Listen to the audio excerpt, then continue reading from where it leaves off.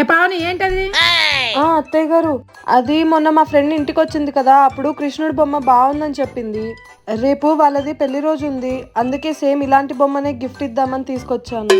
కాంతమ్మ, అబ్బో మీ కోడలేదో gift తెచ్చినట్టుందిగా. నువ్వెవరికి gift లేవు కానీ మీ కోడలు వాళ్ళ గిఫ్ట్లు ఎత్తది అనుకుంటా అందరికి. గిఫ్ట్ సుప్రజ టయానికి వస్తుంది. రా కూర్చో. ఎంతైంది కాంతమ్మక్క గిఫ్ట్? నాకేం తెలుసు?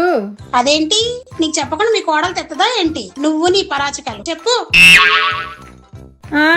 అయ్యో నాకెందుకు తెలీదు? నేనే గిఫ్ట్ తెచ్చుకోమని 5,000 ఇచ్చాను.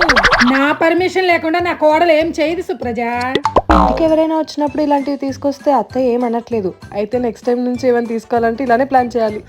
మా ఇంట్లో ఏం జరిగినా ఏం తెచ్చుకున్నా అందరికంటే ముందు నీకే బాగా తెలిసింది కదా సుప్రజ. నీ గుండె చెప్పు నాకు తెలీదా కాంతమ్మక్క?